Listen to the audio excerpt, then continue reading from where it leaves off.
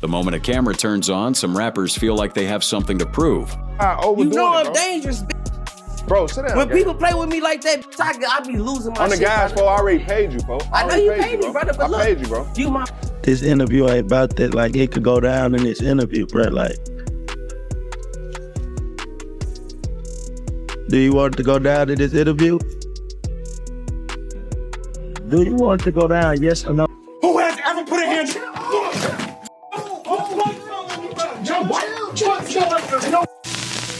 Let's bring it back. If you want me to take you serious, let's bring it back in a little bit. Let me talk to you. All right, for sure. You're gonna have to be polite if you. Bro, shut your up while I break this.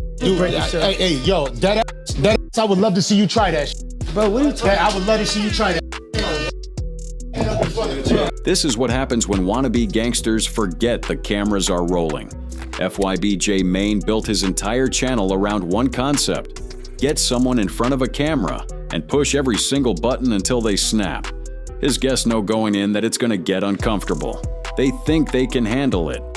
FBG Butta thought he was ready for that energy. He thought wrong. The interview runs fine for over 7 minutes. 2 Chicago drill figures kicking it, talking past beefs, street lore, snitching allegations. Then J Main decides mid-conversation to hand his guest a gift. A big block of cheese, a reference to a weed strain called Butterbucks, which is a play on Butta's own name. The room finds it hilarious. Butta does not. It's a lot. Come on, J Main. Bro. Folks. Come on, G. Come on, folk. Now that's too far, J Main. J Main isn't backing down. He keeps pushing. And Butta, who has spent the whole interview performing how dangerous he is, decides this is the moment to prove it. Bro, Hey, this we an going, interview, Splash. man. This an interview. I gotta bro. have the handlers, man. Bro, Me and the bro. handlers gonna go, man. Bro, I'm just. Me and the handlers we gonna slide. But just wait until you see what he actually reaches for. You know I'm bro. dangerous, bitch. Bro, sit down. When bro. people play with me like that, I be losing my Guys, bro, I already paid you, bro. I know you paid me, brother, but I look. paid you, bro. You my brother. All right, sit down, You bro. ain't really have A gun. He pulled a gun over a block of cheese. J Main's telling him to sit down, calling him brother, reminding him there are cameras everywhere. Butta isn't hearing any of it. He's venting about past beefs, snitching rumors, how the cheese hurt his feelings. A sentence that now exists because of this interview. cheese, brother. Bro, this a whoop, bro. This a whoop. Folk, Y'all, taking this shit. we need that. Come on. Come on. Come on, Splat. bro. He walks it back eventually. Over 1 million views. The cheese never got eaten. And somewhere out there, FBG Buddha is still insisting he's dangerous, just not to dairy. Pulling a gun on a snack is one thing, but some rappers don't need a prop to set them off. Sometimes all it takes is a single question about someone they used to know. Some rappers talk tough. Some rappers carry themselves tough. And then there's Baby Laws, an emerging rapper from Mississippi, who decided the best way to prove he was dangerous in an interview setting was to literally pull out a gun. Not because he was in danger, not because anyone threatened him, because the interviewer asked him about 2 twins kissing on the internet. That was the threat level he was responding to. A gossip question with a firearm. So, Baby Lil, I gotta ask you, bro, like, this is, everybody wants to know, did you see the Island Boys kiss? Bruh, stop mentioning them dudes for real, bruh. Like, no, I'm just saying. The Island Boys had gone massively viral for a kiss between the twin brothers that sent the entire internet into a frenzy. Babylos immediately wanted nothing to do with the question, which is fine. What's not fine is what he chose as his exit strategy. Though, like, did you see them do something together? No, fam. Fam, they weren't gay when I was around, fam. Like, bruh, stop doing. He also just volunteered that they weren't gay when he was around them, which raises significantly more questions than it answers. But Baby Loss isn't thinking about that. He's already clocked the interviewer as a threat that needs to be neutralized, so he goes for the one thing that's always guaranteed to make him look dangerous in any room. Like, it could go down in this interview, bruh, like. Do you want to go down in this interview? Do you want to go down, yes or no? 5.5 million views on a clip under a minute long. The comments came in immediately. He pulled that out faster than the Island Boys could pull their pants up. Here's the thing. A genuinely dangerous person doesn't pull out a weapon because someone asked them a question they didn't like. That's not menace, that's panic with a prop. Babyloss didn't silence the question. He confirmed it hit somewhere he didn't expect, then grabbed the one thing that was supposed to make people stop asking. It didn't work. The internet clowned him for weeks.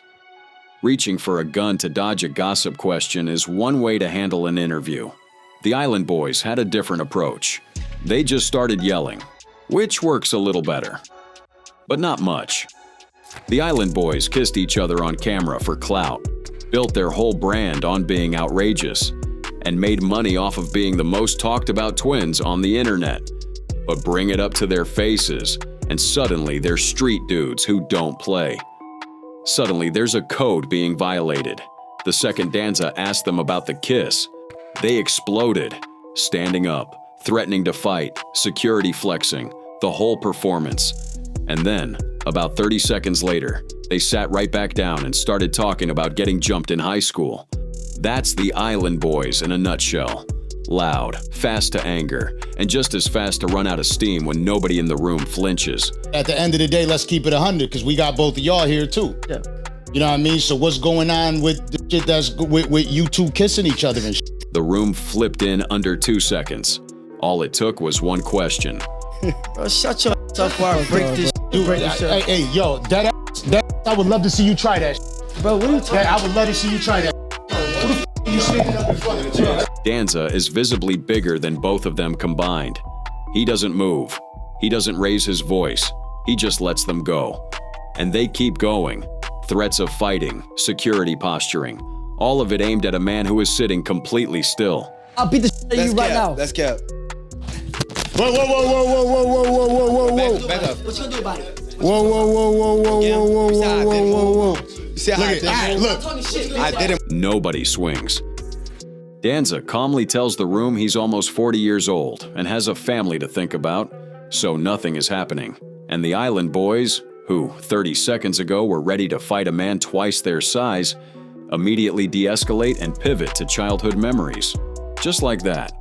The outrage evaporated the moment Danza made it clear he wasn't scared. Comments destroyed them. The fact they felt the need to act tough with someone 3 times their size because they kissed each other is insane. They barked loud, nobody bit. The interview moved on, quick to anger and just as quick to back down when nobody bites. But at least they didn't pull out a weapon. The next one is about a confrontation that had real weight behind it, even if the delivery went sideways. House Phone was never playing tough guy in this clip. And that's actually what makes it interesting. He had real, legitimate reasons to be furious. Adam released an episode containing deeply personal information that House Phone had begged in text messages, on a phone call, to the entire editing team to be removed before it ever went public. His family saw it. His mental health collapsed. His sister had to call him because other family members were worried about what he might do to himself. By any measure, House Phone had every right to walk in there and unload.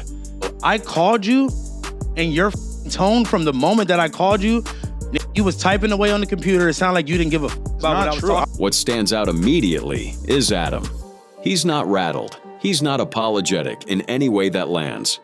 He just sits there, calm, redirecting to text messages and editor decisions, completely unbothered by a man who is falling apart right in front of him. And that composure makes House Phone's escalation worse, not better. Because every time Adam stays cool, House Phone looks more unhinged. That's the dynamic that plays out across the whole clip. You sold me down the river for 40,000 views, 50,000 views, bro. You really think that? Bro, you actually permanently altered my life. Do you understand saw that? those text messages. House Phone has real grievances, 7 years of loyalty, lost friendships, standing by Adam through situations that cost him personally. All of that is valid. But screaming it at Adam while Adam calmly explains his editorial process doesn't read as strength. It reads as someone who spent years absorbing things quietly, suddenly trying to release all of it at once, out of character in front of cameras. Then he says something that shifts the whole room. Because my other family members was worried that I was gonna commit by Adam. You're a piece of shit, bro. And I don't give a bro. Adam doesn't flinch. He brings up the funeral payment. You can see exactly what that does to House Phone's face. Adam using a moment of generosity as a shield in the middle of an accountability conversation. And still, Adam never looks scared. Not once. Come on, bro. Not here, bro. Not here. Not here, bro. Not here. Come on. Not here, bro. All right, let me go. Not here. The drink gets thrown. House Phone walks. And Adam, somehow, still looks like the one in control of the room, even though he was the one who caused all of it. House Phone came with real pain and left looking erratic. Adam caused the damage and walked away looking composed. That's a brutal outcome for someone who had every reason to be there. Genuine betrayal turned sideways is one thing, but when a rapper shows up to a podcast specifically to hold someone accountable, then spends the whole time making threats he never actually commits to, that's a different kind of disappointing. Ruga came into No Jumper in October of 2024 with a genuine bone to pick. Adam had agreed to let him preview their previous interview before it dropped, then ignored his DMs for the entire window and posted it anyway. There were jokes about Wooski's shooting, a real shooting, at a real funeral that Ruga was actually present for. There were comments about people's mothers, real grievances, real violations of trust. Ruga had every right to be in that room. The problem is what he did with the opportunity once he got there. Or whatever. The first thing you started the interview off with was, you said you didn't want to talk about the billionaire. I literally just told you this. So it's like, why speak about it on legitimate complaint? Adam broke his word. But from here, Ruga spends the next 12 minutes alternating between real accountability talk and increasingly vague threats, and never once committing to either lane fully. No joke. Do you know that was at my best friend's funeral? Yeah. Do you know that my best friend mama couldn't even bury her son the right way? Like, the funeral was completely over after that? Powerful. That's real. But then Ruga pivots from that into a boxing glove challenge, literally asking if Adam would fight him with gloves right now in the studio. Adam calls it goofy. Ruga can't decide if he's there to have a serious conversation or to fight a podcaster. Came here right now with 4 pairs of boxing gloves and set the business on the table right now, like, come fight me right now, let's go fight. Would you? No, that shit's goofy Exactly. as fuck. So now Adam's the reasonable one. Ruga keeps pushing. Tells Adam he's going to get hurt if he keeps playing with people. Tells him it's not going to end well. Circles back to the threats every time Adam pokes a hole in his argument. But none of it ever lands anywhere. Let's bring it back. If you want me to take you serious, Let's bring it back in a little bit. Let me talk to you. For sure. You're going to have to be polite if you want to stay on this Listen, podcast. Listen, Can we I don't talk? give a about this podcast. Nah, hold on. Then why'd you beg to come on here? To be honest, I really wanted to come here and beat your ass. Yeah, but you're not. You want to go box? Let's go get your ass. Security walks him out. Ruga leaves trading insults, daring Adam to delete the footage. He had the receipts to win this conversation. He had real violations he could have held Adam to. Instead, he spent the back half of the interview making threats he never followed through on, and let Adam stay completely composed the whole time. Ruga came to hold someone accountable and left looking like another rapper who talks tough on a podcast and gets walked out by security. Talking big and delivering nothing is one way to embarrass yourself on camera. Another way is to let the host walk all over you for 20 minutes and then act surprised when he doesn't stop. Here's what makes this clip different from most on this list. Kano wasn't accidentally provoking Skinny from the 9. He was doing it on purpose, methodically, from the very first minute, because he had already figured out that Skinny was all threat and no follow-through. Skinny peaked in 2017 with Love Blast, and since then every interview has been a performance of how dangerous he still is. The shooting he docu-me so Inted live on Instagram, the New Jersey top op talk, the ops in his city. Kano read all of that, decided none of it was real enough to worry about, and trolled him relentlessly for the entire interview, which is either brave or disrespectful, depending on how you look at it. Either way, it worked perfectly. That's for you. Cheese? Yeah. That's like a normal thing that people do. Like, cheese is like a great little snack. It starts before the interview even officially begins. Kano hands Skinny a block of cheese as a welcome snack. Skinny reads it as disrespect. Kano explains, completely deadpan, that in France this is a perfectly normal thing to do. Skinny can't tell if he's being mocked, which is exactly where Kano wants him. Kano swears he's not being funny. He explains that in France, this is how you greet a guest. And Skinny, despite all the tough guy energy, backs down. That's pattern number 1, threat. Kano ignores it. Skinny retreats. It repeats this way for the entire interview. By the time Kano asks about the Instagram live shooting, Skinny is already primed.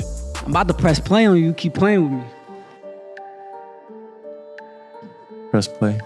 What does that mean, press play? Press play. Find out. Fuck you. Press play. Kano asks what that means. Genuinely, Skinny can't explain it. Nothing happens. Kano moves on. That is the whole interview. Skinny threatens. Kano asks a follow-up question. Skinny backs off. Over and over until Kano asks the one thing that finally makes Skinny lose it completely. So do your parents know that you're gay? What? Do your parents know that you're gay? I'm not gay, goofy white boy. And now Skinny's threatening to smack everyone in the room. The cameraman, the co-host, Kano, all of them. But here's the thing. Kano doesn't move. He doesn't tense up. He barely changes his expression. Because he already knew the answer. He already knew Skinny wasn't going to do anything. Smack the out of you, All right. I'm gonna smack the out of you. No. You ever got the shit smacked out you? No. We don't need that. We're I trying don't to let keep... this fly by. 2.4 million views. 0 smacks delivered. Skinny finished the interview, demanded more drinks, complained about the setup, and walked out. Kano sat there the whole time like he was interviewing someone completely harmless, because as far as he was concerned, he was. The title, "This Rapper Tried to Fight Me," is accurate. The emphasis belongs on tried. Talking big without backing it up is embarrassing. But at least Skinny kept his hands to himself. The next one decided that words weren't enough and actually reached across the table. Gravedigga Quez came onto No Jumper in 2025 carrying the kind of energy that tells you immediately. This man has convinced himself he's the most dangerous person in any room he walks into. He talks about bodies, guns, and re-erasing people like they're items on a to-do list. He refuses to Google anything because knowledge from outside his own head is a government trap. He believes he's both untouchable and enlightened, which is a combination that makes for a fascinating interview subject, right up until the moment Adam says something that pokes the ego. And then it becomes something else entirely. But I promise you this. What's your premise? 10 years from now, I'm still going to be rich and you're still going to be clout chasing off a body. No just fact. said facts. No fact. Quez took that personally. He hit back with promises about motivational speaking, movies, being a household name bigger than any podcast that's ever existed. Adam let him talk, then said something that wiped the smile off his face mid-sentence. From here, you gonna be 51 years old, probably with AIDS or something, syphilis, because you done been fucked. If you think anybody's going to give a shit about you in 10 years, you're very confused. No, hell no, because I'm gonna be a different person, guy. Yeah. 10 years. The whole vibe in that room changed instantly. The casual back and forth energy evaporated. Quez wasn't laughing anymore. He wasn't making predictions anymore. And what he said next is where the interview went completely sideways. You feel me? I know you stay now. Good luck with that. Good luck. Nah. That's the irony. Only one of us has a gun on him right now. Like, you crazy as hell. Let's see. Both of them going back and forth, voices raised, neither one moving an inch. The room looked like it was seconds away from becoming a different kind of show. And then Quez decided words weren't making enough of a statement. More views than you. Your music don't even hit 600. It don't even hit 6 figures. You can't even hit 6 figures, and you got a body. It don't matter. You gotta go kill 10 more people. You still ain't gonna get no I'm not views. chasing that nigga. I'm not You chasing. I ain't going fucking nowhere. And I'm taking this. He grabbed equipment off the table, set it in his lap, told Adam to come get it back. Security stepped in before it escalated into something that couldn't be edited around. Quez refused to leave his seat. Adam sat there getting roasted on his own show by a man who had just claimed to have a loaded weapon on him. The full uncensored cut is behind a membership paywall. But this clip alone went viral for showing exactly what happens when you tell a man he'll be dead of AIDS in a decade while cameras are rolling.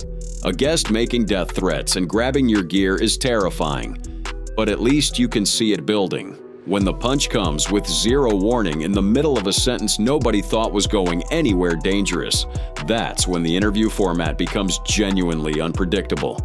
Koko's show is not a rapper. He's a Long Island content creator who built his brand by talking reckless about everyone around him on Instagram Live and never facing any consequences for it. 4 years of threatening people, starting beef, saying whatever he wanted, and nobody had ever laid a hand on him. So somewhere along the way, he stopped treating that as luck and started treating it as proof. Proof that he was untouchable. Proof that the people he was talking about either couldn't reach him or wouldn't. He said it out loud, repeatedly, on camera, which is exactly the kind of thing you should never say out loud on camera, because eventually you're going to be mid-sentence saying it, and young Vadu is going to be sitting right next to you. So you ain't know who I was before I went up there? How the f*** no ain't told me? You're lying! How? You're lying! You're lying! Yeah, I got the Bible. The Trapland TV epi. Sode brought Koko and rapper Young Vadu into the same room with an existing beef already simmering underneath the surface. The two had history, crossed wires, competing narratives about who helped who, and a series of online shots that had never been fully addressed. The host tried to walk both sides through how they met, what went wrong, and who actually started what. It was supposed to be a structured conversation. Koko had a different idea.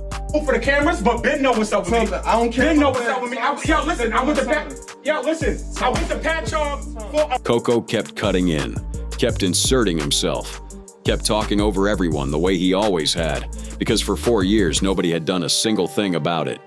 Young Vadu had heard enough, and then Koko did something that ended his streak mid-sentence. Who has ever put a hand?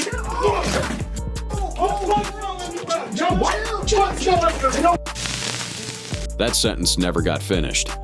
Before Koko could land the brag, before he could complete the point that nobody had ever touched him in 4 years of doing this, young Vadu delivered a sneak uppercut that dropped him mid-word. The host went down. The room erupted. Koko's 4-year streak ended before he could finish claiming it existed. Reddit called it the random podcaster catches uppercut moment of the year. The debate split instantly and loudly. One side said it was a cowardly sucker punch from someone who couldn't handle being talked over. The other side said Koko had been writing checks with his mouth for 4 years. And eventually the math was going to catch up to him. Nobody in either camp disagreed that the moment itself had been coming.